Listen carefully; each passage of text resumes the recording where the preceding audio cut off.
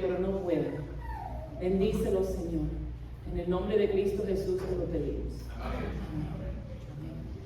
Entonces, como les dije, yo empecé mi carrera como maestra. No soy predicadora. Entonces les voy a pedir que me ayuden un poco. ¿Sí? ¿Pueden participar conmigo?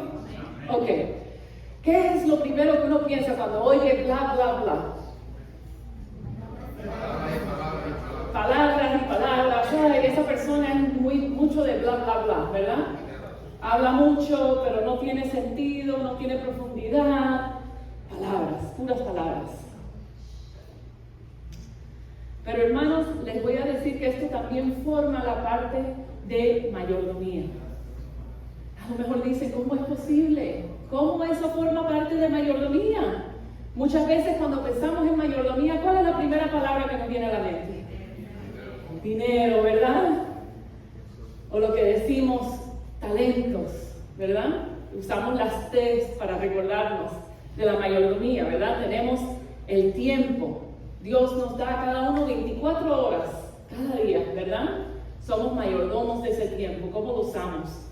El templo, ¿verdad? Lo que es nuestro cuerpo. ¿Cómo cuidamos de nuestro cuerpo? Yo añado a mi tribu. Tengo mi familia, ¿verdad? Lo que es ese círculo, el círculo familiar. ¿Cómo cuido de mi familia? Mi testificación, ¿verdad? El testimonio. ¿Cómo es que Dios ha cambiado mi vida? Yo soy mayordomo de eso también. Mis talentos, ya sean talentos que Dios me ha dado para el ministerio o ya sean talentos de dinero, ¿verdad? Pues hoy hablamos del templo, porque yo soy mayordomo de mis palabras, ¿verdad? ¿Qué es lo que digo? ¿Qué es lo que no digo? Eso me toca administrarlo. Es parte de la mayordomía. Vamos a decir, por ejemplo, le estoy hablando ahora a los padres. Si su hijo llega a casa, parece que no está funcionando, ¿lo tengo prendido? Sí, ahí está. Su hijo llega a casa y le dice, mamá, papá, el maestro me dijo que soy estúpido.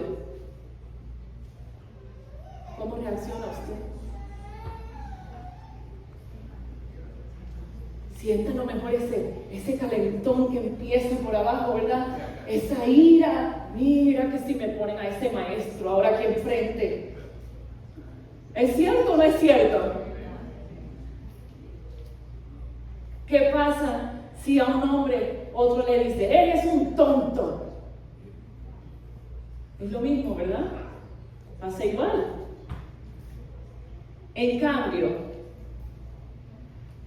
¿qué pasa si le digo a una dama, ay señora, eres tan hermosa que esa silla donde estás sentada se convierte en un trono por tu presencia?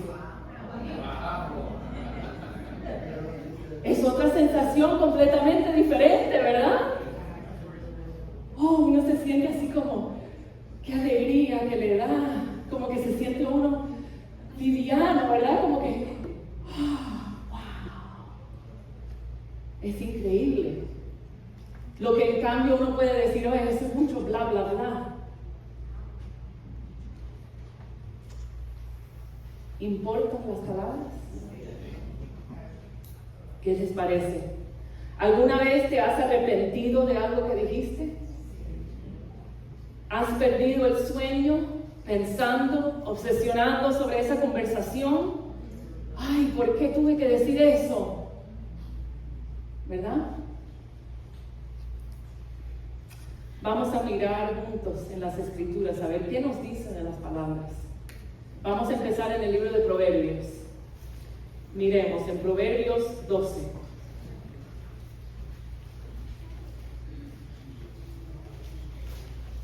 El libro de Proverbios se encuentra justo detrás de los Salmos, por el medio de la Biblia más o menos. Hermanos, no he puesto todas las escrituras, así que vamos a tener que buscar en nuestras Biblias. He puesto las referencias. Entonces, Proverbios 12, versículo 25. ¿Qué es lo que dice? Sí, léalo. Dice, la congoja en el corazón del hombre lo abate, mas la buena palabra lo alegra. La buena palabra lo alegra. No es lo vimos, ¿verdad? En el ejemplo, que uno siente esa alegría. ¡Wow! Las palabras traen alegría. A ver, ¿qué dice Proverbios 13, versículo 1? El hijo sabio recibe el consejo del padre, mas el burlador no escucha las reprensiones. O sea, si escuchamos las palabras de nuestros padres, somos sabios, ¿verdad? Somos sabios. Escuchar las buenas palabras es sabiduría. Vamos a ver, ¿qué dice Proverbios 15, 23? Proverbios 15, 23.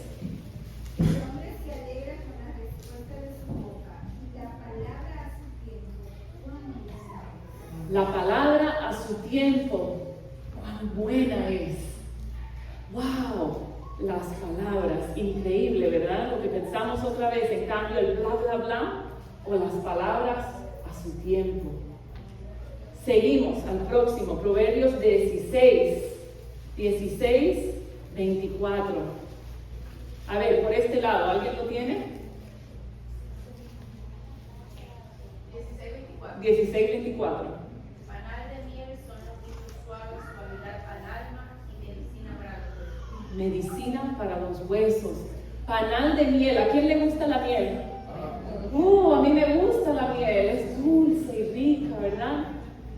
Panal de miel. Vamos a mirar el último aquí en Proverbios, el capítulo 30, versículo 5. El libro de Proverbios está lleno de consejos sobre las palabras. Y estos son algunos ejemplos solamente.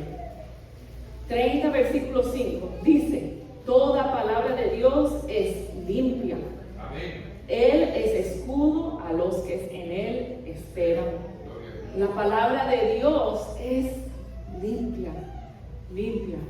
¡Wow! Vamos a mirar, a mí me encanta la ciencia. Yo enseñaba biología y algunas ciencias en escuela secundaria. Me encanta lo que son los experimentos y la ciencia. Hay un científico que se llama Dr. Masaru Emoto y él hizo unos estudios fascinantes, la verdad. Descubrió el efecto de las ondas sonoras sobre el agua. O sea, cogían unos recipientes de agua, por ejemplo, vamos a decir así mismo, y decían ciertas palabras. Decían tonto, por ejemplo. Cogían esa agua y entonces la congelaban y miraban bajo microscopio cómo se veía esa agua, ¿verdad? Le decían, por ejemplo, oh, te amo, estoy tan agradecido de que estás en mi vida. Y entonces hacían lo mismo, cogían el agua y la congelaban. Hermanos, ¿qué se imaginan ustedes que encontraron bajo microscopio? Súper interesante. Miren estas fotos, para que vean. Solo lo tengo en inglés, pero les voy a decir cuáles son cada uno. O sea, el primero dice evil, que es tonto, malvado, ¿verdad? Miren cómo se ve eso. El otro dice you fool, un insensato, ¿verdad? Miren cómo se ve eso. El otro dice you disgust me. ¿Cómo van a traducir eso? Me das asco, me molestas. Ahora vamos a mirar el cambio abajo. Dice thank you, gracias, ¿verdad? Love and gratitude, amor y agradecimiento. Harmony, armonía. Esto es lo que se ve, cómo se forma la cristalina del agua cuando ha tenido ese efecto de esas palabras, ¿verdad? Qué increíble. Se han replicado este experimento y se demuestra que sigue siendo constante, ¿verdad? Para mí esto quiere decir que las palabras importan. Las palabras que usamos no son un bla bla bla, importa. La próxima lección, vamos a mirar. Si alguien está diciendo unas palabras, ¿verdad? Tenemos que mirar quién está hablando. ¿Cierto o no es cierto? ¿Sí? Entonces vamos a mirar al libro de Mateo. Mateo capítulo 8, versículo 8.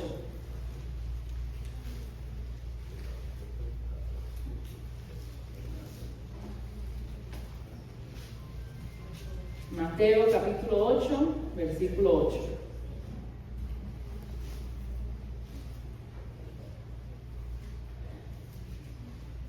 Jesús estaba en Capernaum, está enseñando. ¿Y quién se le acerca? Un centurión, ¿verdad? O sea, quiere decir que este hombre tenía al mando 100 soldados. ¿Ok? Era un líder, ¿verdad? Era un seguidor de Cristo. A este punto no, ¿verdad? No, era un romano, ¿verdad? Un centurión. ¿Y qué es lo que él dice? Él le dice a Jesús, ¿qué es lo que él quiere? Que sane a su siervo, ¿verdad? Respondió el centurión y dijo, Señor, no soy digno de que entres bajo mi techo, solamente dilo de palabra y quedará sanado mi criado. ¿Pudo el centurión haber dicho que se sane mi criado? ¿Sí o no?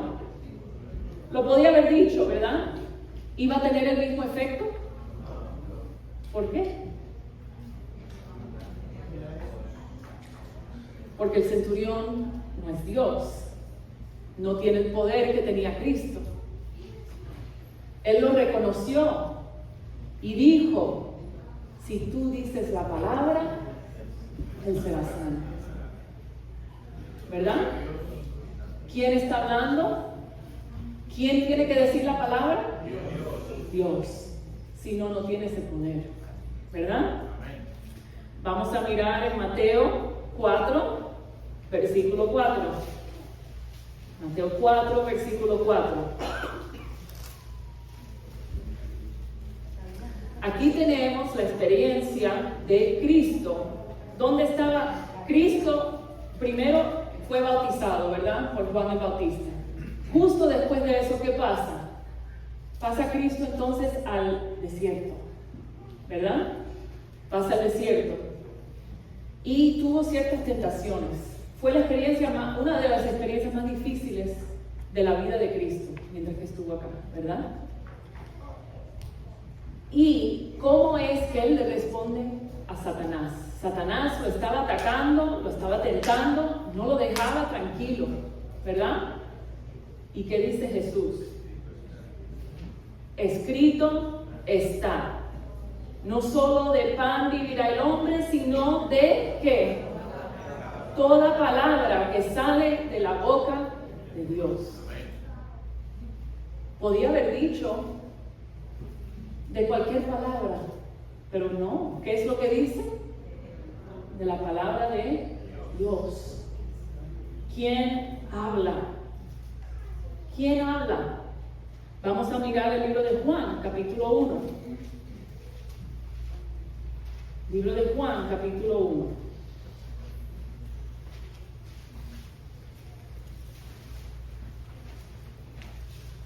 Voy a pasar un poco rápidamente, quiero llegar a otra parte aquí. Dice, en el principio era el verbo y el verbo estaba con Dios y el verbo era Dios. Este estaba en el principio junto a Dios. Todas las cosas por medio de Él fueron hechas y sin Él nada de lo que ha sido hecho fue hecho. ¿Qué es lo que nos dice en el relato de Génesis? ¿Cómo fue que las cosas llegaron a existir? Por la palabra. Yo puedo decir, ¿verdad? Ay, yo quiero un pajarito aquí. Yo lo puedo decir, son mis palabras. Pero ¿dónde está el pajarito?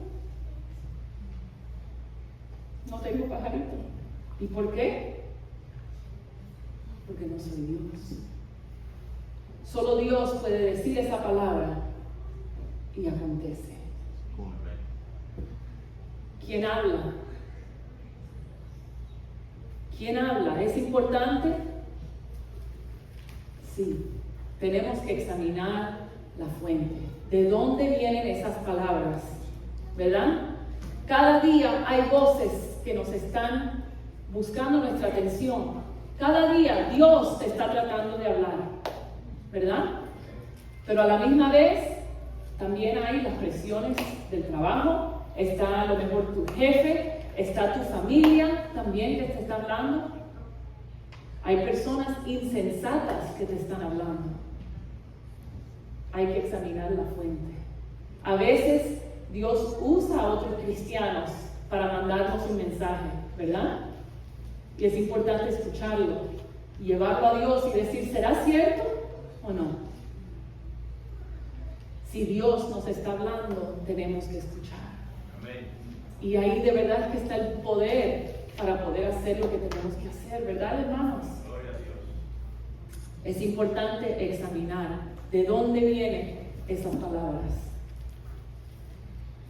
Vamos a mirar también, a ver la historia de Roboam. La historia de Roboam en Segunda de Crónicas. Pasemos a Segunda de Crónicas, capítulo 10.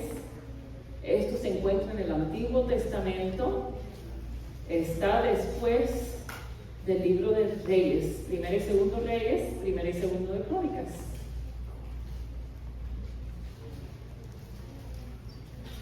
Segunda de Crónicas, capítulo 10. ¿Quién fue Roboam? Roboam fue uno de los reyes de Israel, ¿verdad? ¿Quién era su papá? Salomón. El rey Salomón era su papá. Roboam sube al trono y viene Jeroboam y le dice, ay, Roboam, tu papá, él era muy fuerte con los impuestos. No puedes a lo mejor soltar un poco, o sea, danos un poco de libertad. Esto fue muy fuerte, muy duro. ¿Y qué hace Roboam? Va primero y consulta, ¿verdad? Muy importante consultar antes de tomar una decisión muy grande. Consulta primero a los ancianos, ¿verdad? ¿Y qué le dicen los ancianos? Escúchalo, suelta un poquito, fue demasiado los impuestos. Pero Roboam era nuevo, joven. ¿Y qué decide hacer? Va y busca a sus chamacos, ¿verdad?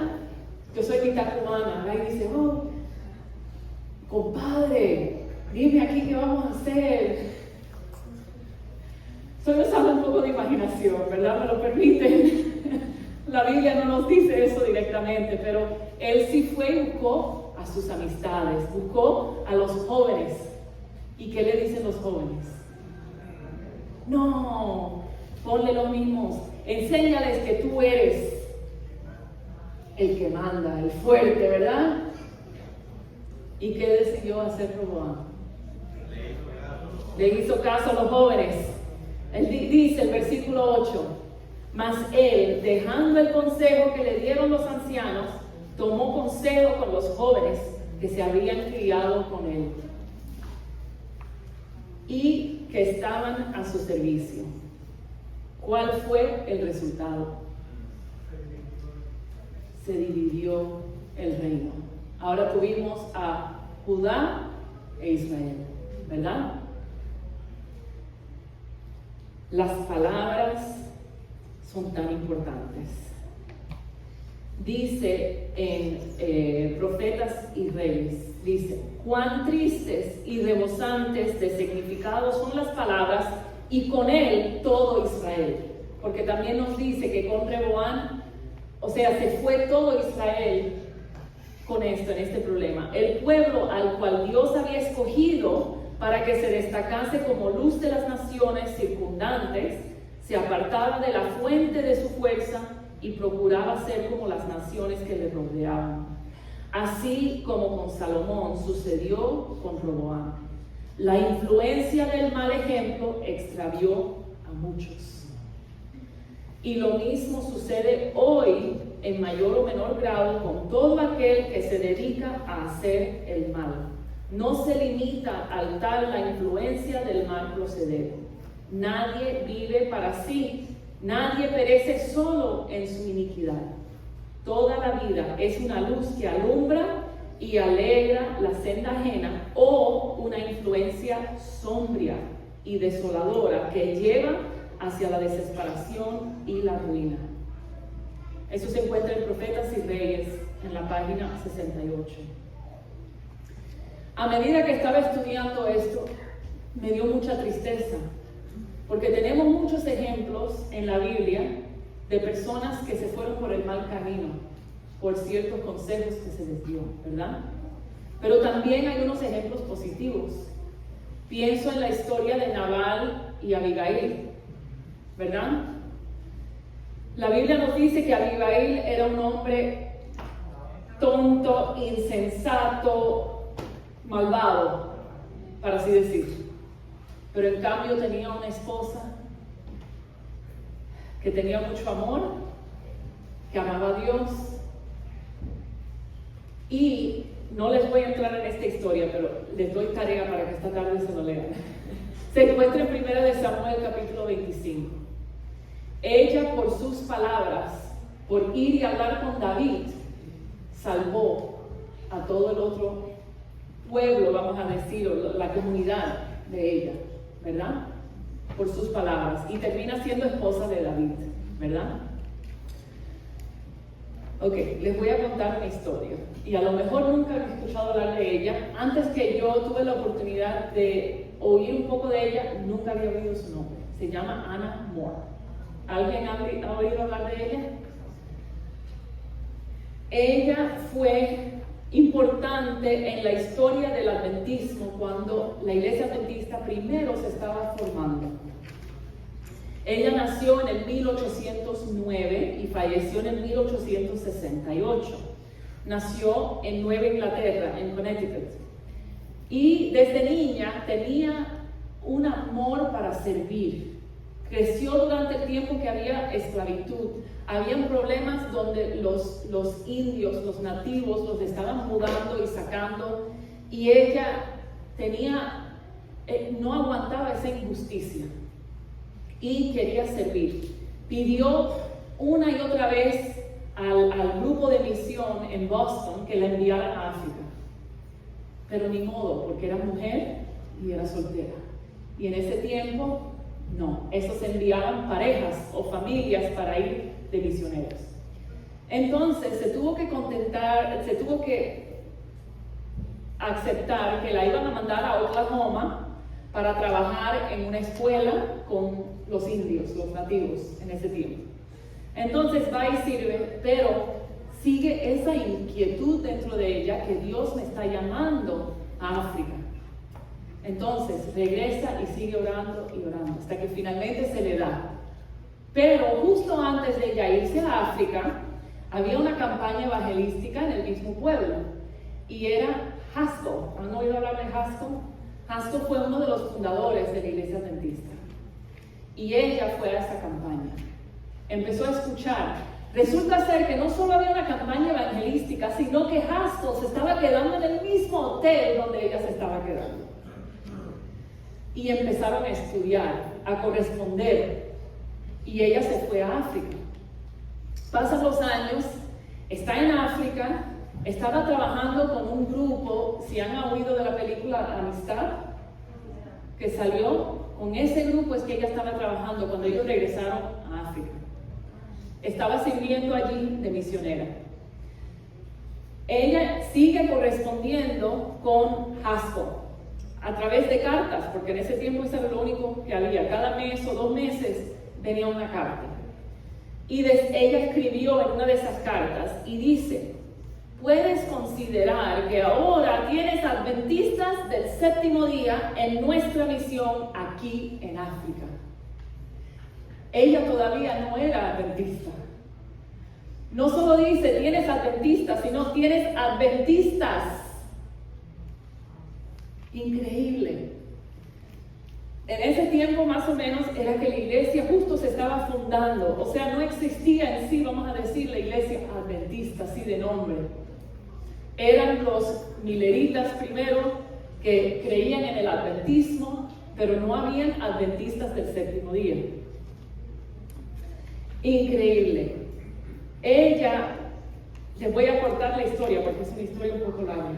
Regresa de África y tiene un anhelo de estar en Battle Creek, porque en Battle Creek en ese momento es donde hay la mayoría de los adventistas, están en esa área. Había el sanatorio, había la casa publicadora y ella quería estar con su pueblo, vamos a decir.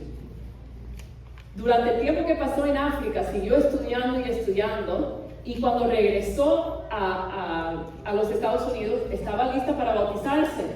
En sí, ella fue la primera bautizada en la iglesia adventista. Increíble, ¿verdad? Porque justo en ese tiempo se había organizado la iglesia adventista. Ella fue la primera en bautizarse cuando regresó. ¿Y qué pasa? Tiene ese anhelo que quiere ir a Battle Creek porque ahí estaban la mayoría de los adventistas. Entonces, era una mujer de pobreza, vamos a decir. Estaba trabajando en África como misionera, no tenía carrera, pero poco a poco fue reuniendo lo poco que pudo y tuvo el dinero para irse a Battle Creek. Llega a Battle Creek. Quiero que sepan también que durante ese tiempo que ella estuvo en África escribiendo cartas, muchas de esas cartas se publicaron en el Review and Herald, que era nuestra, vamos a decir, única publicación en sí que había en ese tiempo. Ella, Elena y James White sabían de ella, porque habían leído estas cartas. Se sabía quién era Hannah More. Uno decía Hannah More en ese tiempo y se sabía quién era. O sí, es la señora de África que escribe cartas, ¿verdad? Ella llega a Battle Creek. Quiero que se imaginen cómo fue que los hermanos la recibieron. ¿Qué piensan ustedes? ¿Con alegría?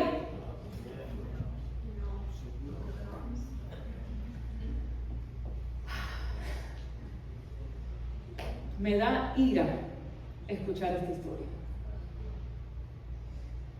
Porque hermanos, primero ella se queda con una familia, vamos a decir como una semana.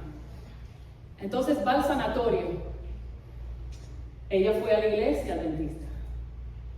¿Y cómo creen ustedes que la miraron?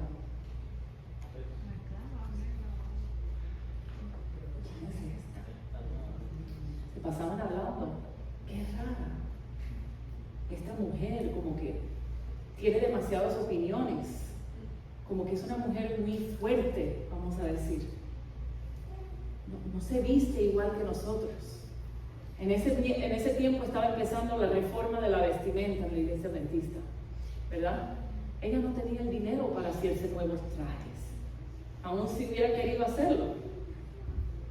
Está una semana con esta familia y después pasa al sanatorio. Y en sí en el sanatorio le dicen, puedes quedarte aquí 3 días, pero después de eso vas a tener que pagar. No te puedes quedar aquí de gratis. Elena y James White no estaban ahí en ese momento. Ellos estaban a unas 60 millas de Battle Creek. Y uno se piensa, bueno, eso es un día de viaje, 1 hora. No, en ese tiempo no había carreteras así como hay ahora, no había un tren que se conectaba en esas 2 ciudades. Ellos no estaban allí. James se estaba recuperando de un derrame cerebral. Él trabajaba tanto y tanto y tanto y como a los 45, 46 años empezó a tener derrames cerebrales, problemas de salud. Era la única manera, Elena White pensaba, de protegerlo, de que él se pudiese recuperar. Elena White escribe que ella lo hubiera hospedado de brazos abiertos si estaba allí durante ese tiempo. Entonces, ¿qué pasa? Hannah More empieza a buscar y dice, no, yo les ayudo, o sea, yo soy maestra, no hay necesidad de una escuela aquí. ¿Qué le dicen? No, nosotros no necesitamos aquí una escuela. Ok, pues está bien, pues habrá otra cosa, lo que sea, yo les ayudo, yo quiero trabajar aquí, quiero ayudarles.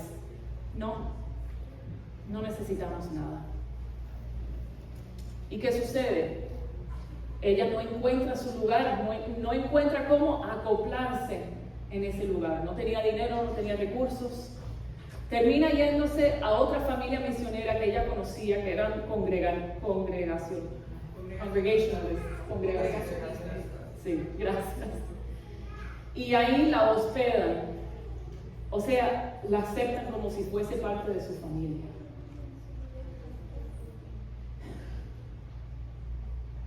Esto me da a mí duro, porque hay veces, hermanos, que nosotros como adventistas pensamos que somos los mejores. Y las personas que vienen a visitar a lo mejor encuentran ese amor, esa conexión en otras congregaciones, pero no aquí con nosotros. Qué triste. Ellos la hospedan, la aman y la quieren. Él es pastor y predica en muchos lugares. Pero ¿qué pasa? Es una familia también misionera que no tenía recursos, no tenían dinero. Y la hospedan en un cuarto arriba en el sótano, donde pasaba vamos a decir, la chimenea de la estufa. ¿Alguien ha estado en Michigan en invierno? Horrible. Ella pasó ese invierno durmiendo en un sótano donde pasaba la chimenea de la estufa. Y ella le escribe a Elena White en una de las cartas: esta familia es tan amable, me quieren tanto, pero yo siento que mi salud no se está recuperando, me estoy poniendo peor. Porque en sí, ¿qué pasa? Estaba durmiendo con todo ese humo todas las noches. Elena White sigue escribiendo con ella, pero por dentro tiene una ira de cómo los hermanos trataron a Hannah More. Ella hace todo lo posible, le escribe cartas a Hannah, le dice: vamos a estar en un campestre cerca de donde tú estás, en tal fecha, ven, que nosotros te llevamos con nosotros a nuestra casa. Estaba tratando de hacer todo lo posible para recibir a Hannah More. Pero en el intermedio, la carta no llega a tiempo, Hannah More no llega a ese campestre, y durante ese invierno ella fallece. Donde se estaba quedando, el pastor escribe una carta a los hermanos diciéndole: la pusimos aquí de una manera temporaria, me imagino que ustedes querrán venir a buscarla y llevársela a Battle Creek para darle un entierro decente. Pues ¿qué pasó, hermanos? Nada. Allí está Hannah More hasta hoy día. Se puede visitar la tumba de ella, donde ella estaba. Yo solo me puedo imaginar cómo es que Elena White se sintió cuando tuvo la noticia de que Hannah More falleció. Ella escribió una de sus famosas cartas y la tenemos. Se encuentra en Segundo de Testimonios. Dice así: en el caso de la hermana More, se demostró que el descuido a que se la sometió equivaló a descuidar a Jesús en la persona de ella. Si el Hijo de Dios hubiera aparecido en la forma humilde y discreta que lo caracterizó mientras viajaba de lugar en lugar cuando estuvo aquí en la tierra, no habría tenido una recepción mejor. Lo que se necesita es el profundo principio de amor que se hallaba en el seno del humilde hombre del Calvario. Si la iglesia hubiera vivido en la luz, habría apreciado a esta humilde misionera cuyo ser entero rebosaba del anhelo de participar en el servicio de su maestro. Incluso su interés tan sincero fue mal interpretado. Su aspecto exterior no era exactamente lo que podría haber inspirado la aprobación del ojo habituado al buen gusto, a la moda, porque su habituación a la estricta economía y la pobreza había dejado su huella en su atuendo. El dinero que ganaba con trabajo muy arduo lo gastaba tan rápidamente como lo ganaba en beneficio de los demás, para dar la luz a los que esperaba conducir a la cruz de la verdad. Incluso la así llamada Iglesia de Cristo, con sus exaltados privilegios y su elevada profesión de fe, no pudo distinguir la imagen de Cristo en esta abnegada hija de Dios, porque sus miembros estaban tan lejos de Cristo que no reflejaban su imagen. Juzgaron por las apariencias externas y no se tomaron un trabajo especial para descubrir el adorno interior. ¿Usted se imagina si la sierva de Dios estuviera viva hoy? Si a lo mejor estuviera escribiendo cartas así como esta todavía. Hermanos, tenemos que examinarnos. No estoy diciendo que todos hacemos esto, pero sí es un tiempo de reflexión. ¿Cómo es que nosotros aceptamos a los demás que vienen? ¿Verdad? Gracias a Dios, Él puede tomar una situación tan triste y fea y puede usarlo para algo positivo.